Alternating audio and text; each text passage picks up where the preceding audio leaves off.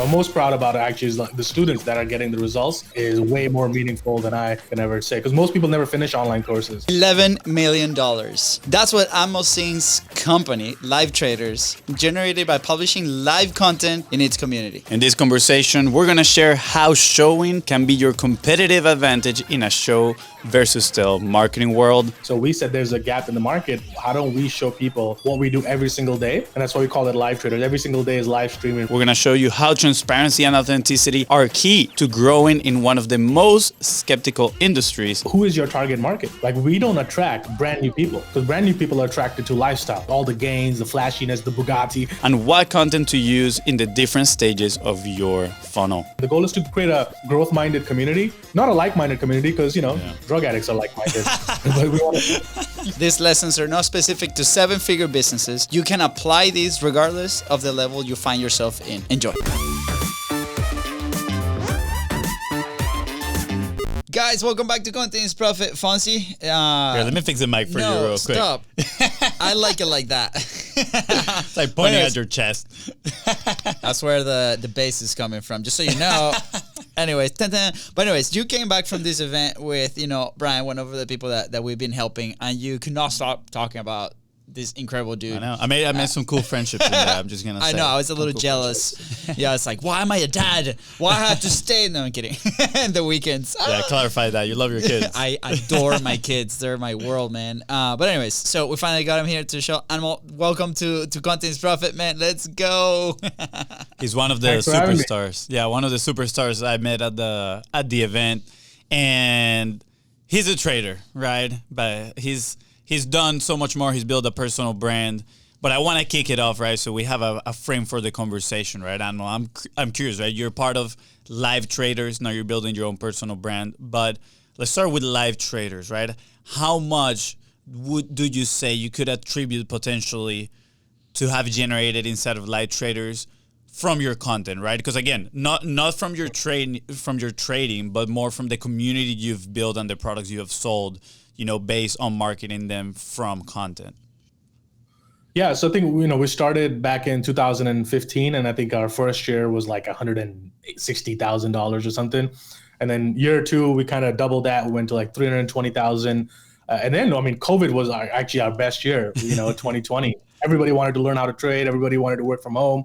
And I think that year we did 6 million. And then we kind of have a little bit of a downfall, but we're still hanging around, that area. So overall, probably would have done over 11 at this point. Absolutely amazing. What I'm most proud about actually is like the students that are getting the results. That actually is what is way more meaningful than I can ever say, because most people never finish online courses. Yes. So the fact that people finish it and get results just makes it all more worthwhile for me. Yeah, that's so cool. We had the last episode, if you haven't listened to it yet, with Jake Ron, the founder of Kajabi, right? Or not founder. He was part of the board, CEO of Kajabi for took a while. It from like $1 million a year to about $100 million a year, which was crazy. He was telling that, right? That part of the success has been the focus that they did with the product itself to make sure that the people that are using the product are having the success, right? Exactly. So, I'm sure you wouldn't have grown to that extent if your product wasn't good, if what you guys are delivering and, the community that you guys are cultivating, that my brother says, was good, right? And they were getting results. And, I'm in that bucket. 2020, even before 2020, I was like, I want to try to, learn how to trade. Let me go into penny stocking. Like, I went everywhere, dude, everywhere. I was like, I know, like, where's the most risk? I'm going to go there. I wish I would have known about Live Traders and met you before, because definitely I would have gone and check you guys out and join the community.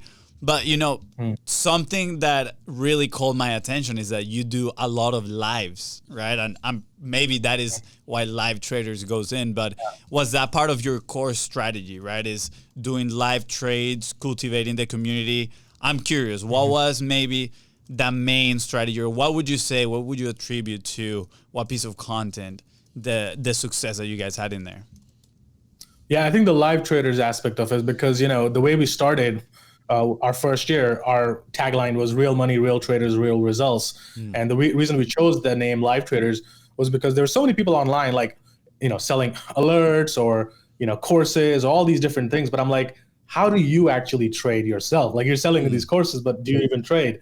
And a lot of people online were not willing to like kind of put their money on the line and just trade live in front of everybody. They were just more happy teaching people. So we said there's a gap in the market. How don't we show people what we do every single day? And that's why we call it live traders. Every single day is live stream. In fact, just getting before on this podcast, I was on the live stream, showing people what I'm doing and teaching people. So I think that's the best way to learn. I think that's what I attribute the success to, is for people to not only learn from the course, but then see us actually apply that in real time. Yeah. I'm curious, do you guys made the decision of, hey, let's sell something, and then that's the strategy that we're going because we see the gap in the market, or you guys started creating content and then after you're like, oh, people are joining in, they're asking questions, maybe we should sell something? What was the order of what you guys did? Yeah, the order actually was just me and my business partner. Even before we started live streaming, we would just, back in the day we used to have Skype. So we just get on a Skype call and we just talk while we're trading, and that's how it started. And it's like, this is a great environment for new traders because everybody's sitting on the computer doing it by themselves. A, it's boring. B, you could be doing it completely wrong. So we just try to create a community where a bunch of people chatting with each other, sharing ideas. And think about it. I have two eyes, right? I'm looking at finding stocks, but now there's hundreds of eyes that I've coached finding stuff even for me. Hey, Anmol, look at this setup. That's the setup from the course. And then I'll look at it and I might even trade it and make money on that. So now we got more eyeballs. We got a team. And, trading it could be a lonely business. There's no colleagues. There's no employees. It's you on your computer. Yeah. Right. Yeah. So to be able to create that community feel is one of the biggest reasons we started. And originally, we didn't even think about doing this as a business or to make money or anything. We just said, hey, we do this every day anyway. You and I talk. Why don't we just live stream us talking and trading? And then people were wanting to sign up for that. And that's how it turned into like a business. Yeah, I love that. Fun, super fun, random fact. But I feel like today the universe is speaking to us. Maybe we need to get into this type of business trading because there's actually somebody that called like a few days ago that is coming to the studio to record content about trading stocks and all that stuff. So I think it's kind of funny that it all align in the same day. Yeah. Dude, I mean, that's a sign. We should take it. Yeah, exactly. I love what you're mentioning right now because that's actually a concept on. We got the background. It's so good. It's okay. Nobody knows at home. Fonzie, keep talking. This is just what happens. That is true. No, I love it, dude. We were complimenting your background right before the conversation. It's like I forgot to turn my AirPlay on, so when you get a call. By the way, at the end of this interview, like we'll share a little bit of what. Yeah, the technical setup that he has. The technical setup that he has, which is sick. It's incredible. legit. Yes. But what I wanted to comment on is what you're doing is actually one of the concepts of copywriting too, which is show versus tell, right? A lot of people, when they're creating content, it's like, all right, let me just tell them about this stuff.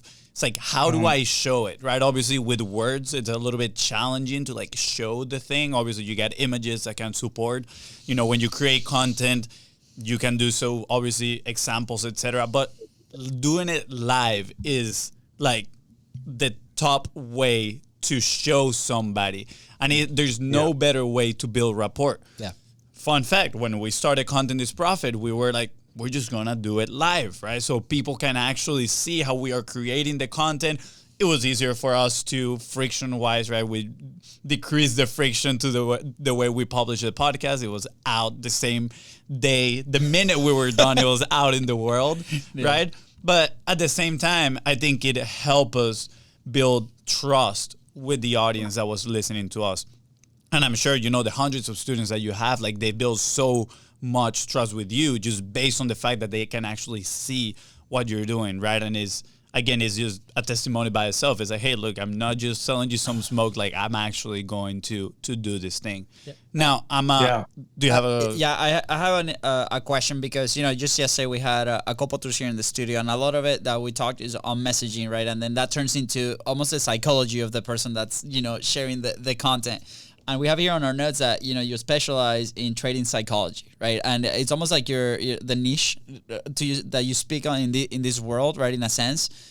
What made you go there, right? Like, are you passionate about that? Or is that like a need that you saw from the people that were coming to like your online community or the lives? Like, how do you actually aim to go that way? Because a lot of the people that start creating content, or at least in our experience, the people that we talked about, they have a hard time picking like where that go. And maybe that's the stage of the business that they're in, right? They're trying different things. How do you get to that point where you're like, this is my thing, this is my lane? Yeah, I think firstly, you gotta love what you're doing. Like I actually genuinely love trading. And it's like a challenge for me. It's like a competition. Every day is different. You know, the element of you never know what's coming, the dynamic nature of it. So I was like all very curious about the stock market. So for me, this was something, even if I was not doing it as a business, I'd probably be in somebody else's community or like always be involved Yeah, because yeah, I'd be doing it anyway. And when I was new, I used to pay for other people's communities and be part of them. And then, but I saw that the difference really was that a lot of people were like, they would happily talk about their gains. They would happily talk about their profits and how well they're doing and just create this perception. yeah, But that's not the reality of trading. You're going to have bad trades. You're going to have Yeah. losing trades. And a lot of people weren't willing to share that. So for me, I know that I learned a lot more from my losing trades and yeah, from the losses than I do from the winning ones. Because yeah, winning trade work, that's awesome. But how do you handle yourself when you're losing money? How do you handle that yeah. psychology? And I think that's what people liked it because we would be just real. If I'm losing, I'll be losing live in front of them on a live stream so they can kind of get to see how I handle myself, how I navigate it, that I'm not going on a tilt, as they say on poker, Yeah. right? So like I'm doing it the right way. So I think that was the biggest reason to do it. And also when I started trading, I used to be at a prop firm. So there would be like a office space. There's like hundreds of traders there, Yeah. and we'd all be sharing ideas. And then I noticed that most individual traders never made it in this business because they never had anybody to bounce ideas off of. So for me, it was all about creating that environment Yeah. that it almost feels like you're sitting next to us. That's Yeah. so cool. Something that really caught my eye when I met you, right, was part of your story where your partner was actually your coach, right? I thought that was so interesting, and then later on you guys partner up, build this business, and now he's retiring and you're kind of like transitioning to your own personal brand. I would love for you to speak a little bit about that, kind of like how did that relationship develop into live traders, and now what does that transition looks like for you into your own personal brand, right? Like for those that go and see your Instagram, for example, like you create a lot of lifestyle type of content, right? Which is I think is very aligned too with the trading type of content that at least I've seen out there. But I'm curious, to hear about that transition and then what is next for you and how are you planning on tackling your own personal brand? Yeah, so my business partner Jared, so he was my coach. He used to be trading for a firm, and he was the guy like creating courses and stuff. So I still remember, like in 2010 or something, I attended a free webinar online, and it was hosted by my partner Jared.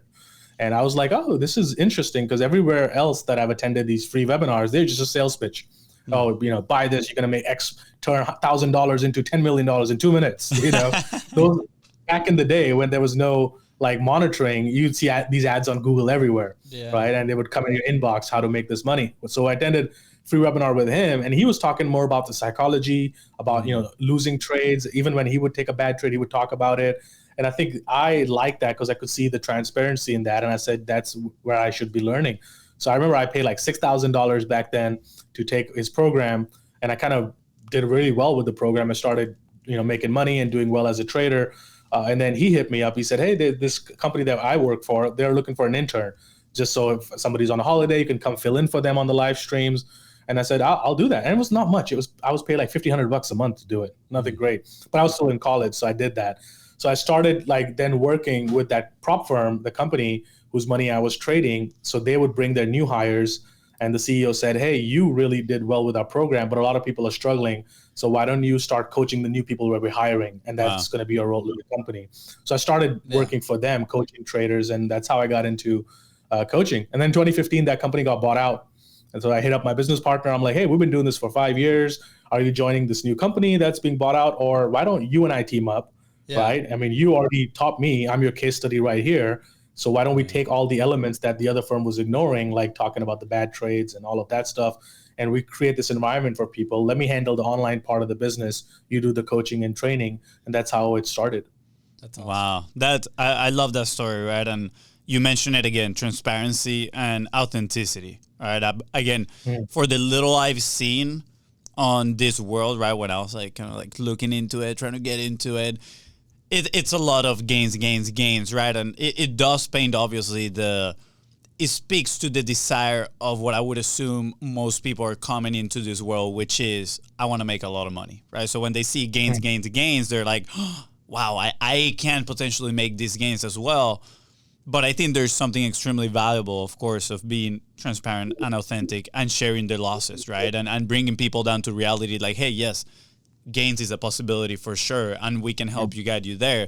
But the reality is that there will be challenges, right? Just like building a business. You're like, okay, the potential is that we can make so much money doing X, Y, and Z, but there are going to be challenges, right? And most people don't mention those when they're selling you their programs, their stuff, right?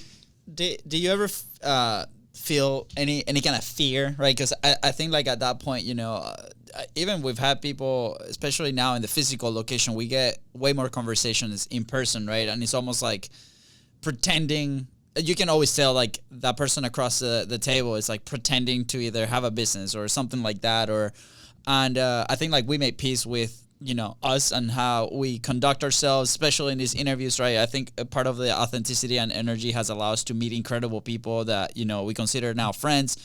And, but there's still like that little thought, at least in my head, to where like, man, like to fully lean into it, there's still some resistance, like in a sense, and we still do it, but there's still that. And especially when you go online. So I totally understand that people that might, you know, be starting to create content, that are starting to put their message out there, right? It's almost like the duty to put the message out there has to be way bigger for me to fully accept. And, you know, I'm helping by being authentic, right? Like, do you feel any resistance at some point?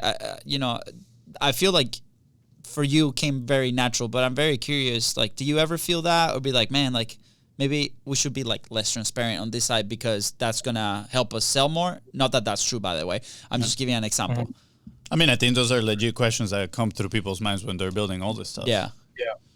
Yeah, no, I think in the beginning we definitely had that period because we were putting out like great content, like hour-long in-depth lectures, but then we'd see these people making lifestyle videos and them getting all the views, you know, millions of views, where our video got like 1,000 views. So at that point, we definitely thought about it. We had a conversation. We're like, are we targeting too much of a niche? Like, because our people need to know about trading, because we're putting in technical lectures and it's not attracting new people, right? Yeah. It's not attracting brand new people. So we definitely had that moment. And there was a moment where my partner was posting all these pictures with like, you know, cars and all of that. But then we had a conversation and we just said, you know, it doesn't feel right. And if we're going to do this business for like long term, I don't want to be put in on a thing. I don't want to be put in on a show. I want to just be myself and be able to share people. So I think the number one question people need to ask themselves is like, who is your target market? Like, we don't attract brand new people, because brand new people are attracted to lifestyle, right? All the gains, the flashiness, the Bugatti, you know, all the new people are attracted to that. But we're like, that's not the audience we're going for. And that's partly one of the reasons, like, we haven't had a single refund for our course since 2015. Not a single refund. And that's like industry standard, I think, is about 30-something%. So our refund rate overall is like 0.6% or something over the last 8 years. Wow. And that goes to show not only the quality, but like the ability they can just feel it. I think back in the day you could get away with it. Now your audience feels it. They can just see it right through you. Are you just regurgitating what other people are saying? And you got to know who you're going after. So we're going after people who have been around trading. They've traded for a little bit while. They struggled. They all know the realities. They've been through trying out all the penny stock newsletters and all of that stuff. And now they finally found something. And that's our audience. We don't look for brand new people who've never traded before, even though we get some of those, but that's just not the audience we're looking for. Yeah. So you got to be really clear. Who is your ideal client? Who is your ideal audience? And just focusing everything to that, because you cannot go too broad and have everybody like you. And no matter what you do, 50% of people are always not going to like you. They're not going to relate to you. So you go after the 50% who are going to go relate to you. Yeah. Another great lesson, right? And I see it as the stages of the content that you speak to. There's a saying, you know, the person that speaks the problem best, right? The person that knows how to tell the problem the best is the person that's going to win, right? And you knowing who you are targeting and who you're not targeting, right, allows you to create content under that frame and speaks better to the people that you're targeting, right? So another great lesson for those creating content right now that you're probably struggling to connect with the audience that you want to actually target. Think about the problem, right? Like, what is the actual problem that I'm solving? Because we've been victims of that, right? Victims of like creating content for the person that is, you know, 5-6 steps before they are actually the people that we're trying to sell. And like, there's nothing wrong with that problem, right? Like those people, you might nurture them, they might get in your ecosystem, and eventually they might, you might sell them. But if you are running a business and you are looking to convert some of those conversations, like you need to speak to the current market that you're talking to. You reminded me of a story like a couple of weeks ago. A person that we worked with her for a couple of years, and she brought in her internal team, and it's awesome. And then she has a really good friends in Austin. And this person is known for going viral in many ways, right? And I remember while we worked together, one of the questions is that it's like almost like that reverse imposter syndrome, where it's like, I know like with this content is so high quality and for this specific type of person, but on the other side, almost like you wish to have like the bigger audience, right? Because we think that bigger audience will lead to maybe more business or better business, right? And it's a totally legit question, but when we're producing the podcast, and from podcast clips, it's like really challenging to get bigger numbers if you're not engineering to go do that, right? Yeah. And we every single week we had that conversation, right? And then they went to Austin, and this person I think posted something on his Twitter about this previous client that we had that they're looking for a date, and the post went viral, 3 million views in no time. I think she got over 1,000 DMs, right? And all these things, right? So, you get this person that finally got viral, maybe not for the right reasons, because like they serve, they serve top companies. Like they've worked with Samsung, for example, with the top leadership team in there. And the lesson was like, do we actually want to go viral, right? Like for this type of stuff. And even though she got a ton of eyes, that didn't really translate into business at that point. So you're like, okay, well, it's really interesting to see all these people going viral, but like, what's behind that, right? Like, going from mental health, is that actually good for you as a person to like, is that actually good for the business, right? So I think like the decision that you guys made is so important. A lot of people can learn from that if they're trying to chase, maybe these big numbers at the front that might not translate into what you want for your business on the back end. Yeah, absolutely. Views don't necessarily translate into conversion. I know people in our space that have like 10 times the views than us, right? More subscribers, more views, everything, but they don't convert as well, because a lot of time people look at content as entertainment. So if your content has a lot of views, yeah, it's probably entertaining. People watched it, maybe they shared it a little bit, but they didn't have any reason to call you or contact you or take action or do anything with that. So I would rather tailor the content and get, let's say, 1,000 views, but that's my 1,000 people. That out of that, if you get them, let's say on a call or something, 40% of them would convert. Whereas if you got 1 million people, you're casting a big wide net, but you'll get a little bit trickle down, but it's not optimized. So I've learned that, that you should just stick to your audience. Like I know people who have like 60 views on their videos, 70 views, but their conversions, their business is rocking and rolling. Yeah. Because it's those 70 people that are going to be their clients rather than 1 million views. And half of them is just like people scrolling and it adds as a view. Yeah.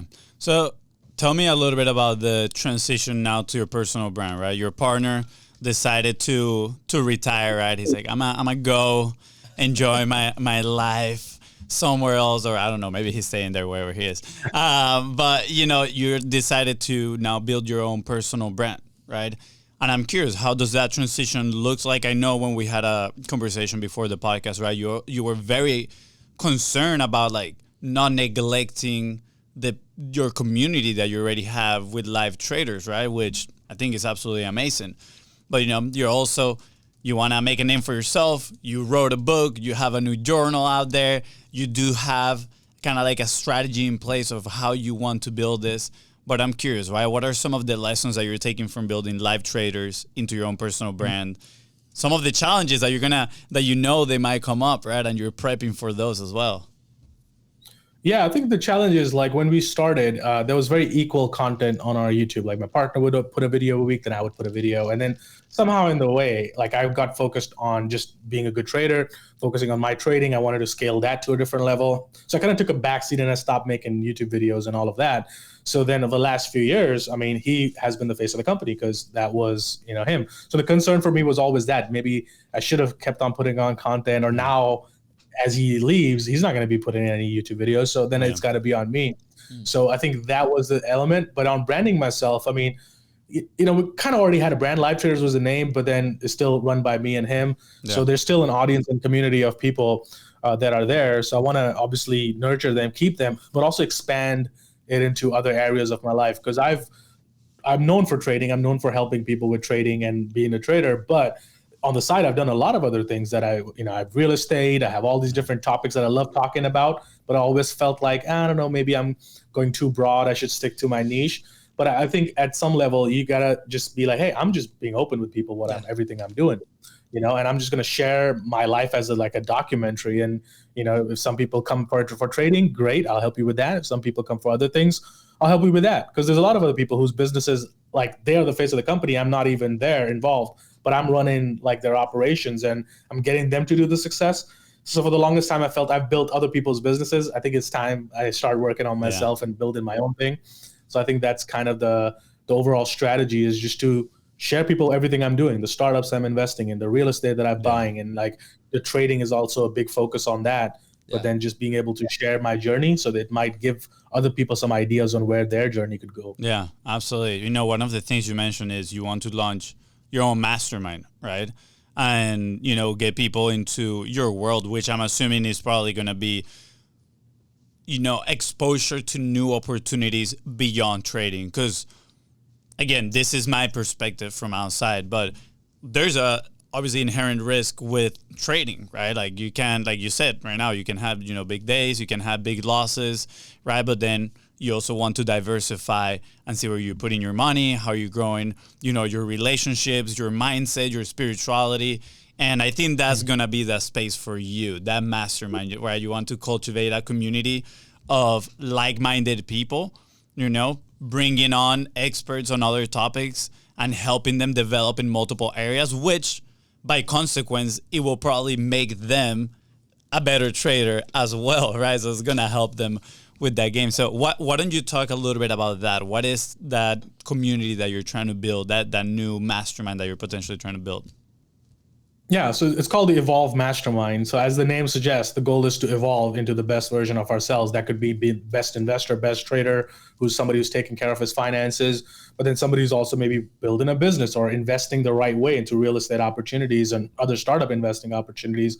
But then more than that, me bringing my inner circle. So, hey, you want to talk to my accountant on taxes? Here you go. He's coming on the mastermind. Want to talk to my lawyer? If you want to start your own hedge fund, we'll help you with that. So like, we're going to bring different experts. So it's not just me. I'm going to be there doing what I do and talking about subjects that I'm good at, but other areas that maybe I'm not the best at, there are other people who are way better than I'm going to bring them in that so they can talk about those different things. So it's going to be like a one hub for people to come in and, okay, we're going to work on your finances. We're going to work on wealth building, but then let's also not ignore the other aspects of our life. Let's work on other areas too, so we can be a well-rounded human being living in harmony rather than being out of balance and just focusing on money and like ignoring everything else. So I think that was the biggest reasons. And the goal is to create a growth-minded community, not a like-minded community, because, drug addicts are like-minded. But we want to bring in growth-minded people who are working towards something. Yeah. So I learned that when I was making money, but I was ignoring other aspects of my life. I'm like, hey, I don't want that for other people to learn that the hard way. When they've made all the money, now they're like, oh, I ignored my relationships. I ignored my health. I ignored all of that. So as I'm working on my own things, you get to join me in that journey. Yeah. Tell me a little bit more about that, right? About that journey that you're saying, you had the money, but maybe you're neglecting other aspects of your life. I think you'll paint the picture, right? Also for those that are in this journey of growing their own business, and not to get lost. Yeah, it depends on like what your why really is and why are you making that money. Because I made money through a lot of pain. Like I growing up just didn't feel enough. I felt like I didn't belong. I wasn't the most social person. I was a complete introvert. And then I had some bad relationships in college and, all of that stuff. So I made money through a lot of pain. It's almost like I'm trying to prove something to the world. There's a negative energy. Yeah. Now that energy has its place though. It could really get you to do things and get you motivated and get you through things. So there's a place for that, of that dark side of your dark energy, to use that as fuel to become successful. But at some point you got to let that go and be like, hey, I don't have to prove anything to anybody or the world or to, anybody. I'm doing it for myself. So that's the next stage of evolution, of evolve, is that first step is, sure, we get the financial success. And I think that's the number one key, because when you have financial success, Now I can work on other areas of my life and have the money to hire the best coaches and do all of those things. So finance still comes first, but once you get there, don't be stuck there, right? Don't ignore the other aspects of your life, because you're not going to be fulfilled if it's just money and you're sitting by yourself. Yeah. No. I remember a few years ago, I think it was with Billie Jean. Billie Jean is marketing, right? Like he was super overweight at one point, and he was making these millions, right? And I remember like he almost disappeared for like a full year. They stopped working on like these big projects. Like they were like trying to redefine their strategy. And then when he came back, he had lost a lot of weight. Like he's like, hey, I used this year, and he was sharing his experience to almost reset myself, because I was lost, even though we're making all this money. And he had a very young daughter at the time, so he's like, I'm resetting like my entire health, because if I don't take care of myself, do that. And I remember thinking, I think this was probably like 4 years ago, and I remember at that point I was a lot healthier than I am right now, and I was naive enough to think, well, I need to put in the work now. Like I can afford to not think of my health like 100% right now, because I was like healthier, right? And then I took the bad decision to do that. And today I'm in the flip side where like, man, like it's been already a few months, like almost like a year now, where it's like my health has to come first. Like I have to stay active. I have to like eat better. I have to like sleep more. So still working is like a constant battle, right? With the 2 kids, building the business, is like that balance. But I think the awareness of it, which, you know, previous Luis was like, whatever. I think I can survive without this. But then 4 years later, you're like, crap. Like, why am I 40 pounds overweight? Why am I not sleeping? Why am I feeling this way? Why don't I have energy, right? And I'm currently in that transformational moment where it's like, oh, crap, I'm aware.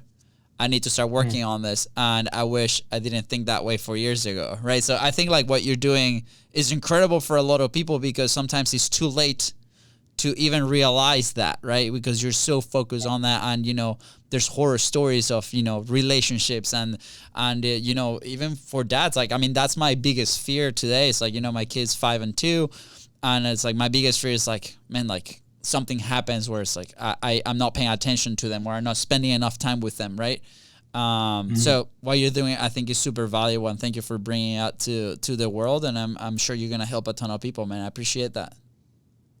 Yeah, no, for sure. Thank you. And I think every entrepreneur goes through that. As you mentioned, Billie Jean, even back in the day, if you remember Andy Frisella, Yeah, you know, like he was super overweight, but then he had his transformation moment. So that goes to show that money kind of, you know, once you get there, then you realize that, okay, that's not the only thing. Yeah. And then that's when you start working on other aspects of your life. So I think every entrepreneur goes through that journey. I think you're in the same phase. Is like, okay, got the business, but okay, now what's next? You know, so I think you just got to be in that realization and be honest with yourself. Yeah. Because it all creeps up on you. 20s, 30s, we can get away with it. Yeah. It starts to creep up. So I think we got to really. Yeah, Fonzie turned 30, you know, was it a year ago? You're 31 now. And I started playing soccer after 30. It's like, dude, my knees are hurting or whatever. I'm like, yeah, welcome to your 30s, bro. This is what happens. I'm just gonna put it out there. I just tried out for a new semi-pro team in town, and I made the team at 31. I'm the oldest guy on the team. Just saying, you know. Let's go. And that's because I'm not there, bro. You know, if I show up, bye-bye. Dude, Anmol, this has been absolutely amazing. Dude, I love talking to you. You have so much wisdom. I mean, you've experienced so much, right? Like, not only from the monetary side of success, but again, you're just so self-aware. And I love the journey that you're on of, you know, introspection and just growing yourself as a person, and your willingness to give and share with everybody else. So really appreciate you having here. Anything else you want to share, right, that maybe we might have missed, or anything that you think is going to be important for the listener? Yeah, no, thanks for having me. And I think to the listeners is just like, you know, kind of take what we just talked about. We talked about a lot of different things today, and kind of take that and actually apply it into your life. Like, don't be like the other person who's just like one podcast to another podcast, one book to another book, and they claim that they got so much knowledge, but they don't actually do anything. They don't take any action. So we talked about a lot of things today. So maybe look into your own life and see, where am I not being honest with myself? Where am I not being truthful? And what can I do to take corrective action? I think have a roadmap to where you want to go. Yeah. Absolutely. To quote Tony Robbins here, he says, information is not power, right? Knowledge is not power. Knowledge is potential. power, and it only becomes powerful when you take action. So thank you for that reminder. Absolutely. We promised the audience something. We promised the audience that we're going to share a little bit of the tech setup. Yeah. So, earlier in the episode, we had a little snafu. It wasn't showed on screen. Hopefully, Mava read my notes.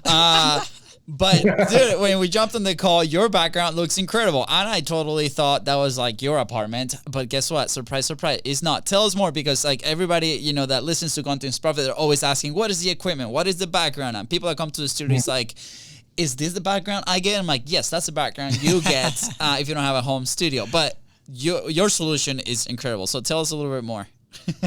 Yeah, so it's just like an 85-inch, TV behind me, and then I got 3 lights. One key light over here, one straight, and then one coming off the sides. Just 3 lights, camera in front of me, and then a TV in the background. But the cool part is I'll change some backgrounds here. I'll show you.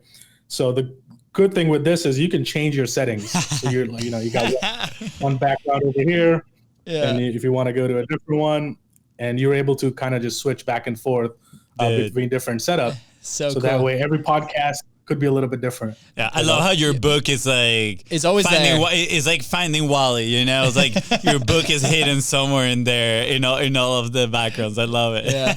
No, I absolutely love it, man. I think I think Mr. Wonderful is the first person I saw that he has like this side camera that he does every time he does like a formal interview. So he's all dressed up, suit up, and then he has like this like crazy like colorful boxer shorts, and it's always like in front of the TV. And I've seen a lot of lately a lot of news reporters that like go in and do remote stuff. They're always right in front of a TV, and I think it's an ingenious solution. I think it looks way better than a green screen and a digital background. Way better. So, man, thanks for sharing that. I know a lot of people are like, tech geeks, and they're like, how do I do this and X, Y, Z? So we might, be getting probably, 2 TVs here for the studio and just putting behind people. Dude, absolutely. We can record a podcast in like Mordor or something, We'll put one crazy background out there. And get that TV on the rotating stand. So they want to do reels. Same TV, just rotate it. Yeah, that is so cool. Such a cool idea. Thank you for sharing. My only question with that is, how hot does it get with like the screen right behind you? Does it get pretty warm or not? Not really. Nothing at all. Nothing at all. Fancy, you're always complaining about this room is so cold all the time. I'm just saying, like here, current soccer player, I'm sweating all day long, running around. I don't want to be at the office sweating and stuff like that. Oh my gosh. Well, Anmol, dude, thank you so much for coming to the show, man. It's been wonderful. I really appreciate it. I'm sure people are going to take their golden boulders and go apply it. Right. Fonzie, anything else you want to add? Yeah, just a reminder that a golden boulder is just like a golden nugget, just way bigger. Go and take action. That's right. Guys, with that said, thank you so much for tuning to the Contents Profit podcast. Go ahead and follow the show in your favorite podcasting platform and on social media at BizVersGo. That is Ryan and Anmol here, help you move one step closer towards your goal. Please don't forget to share this episode. And of course, don't forget to leave a 5-star review. See ya. Bye, guys.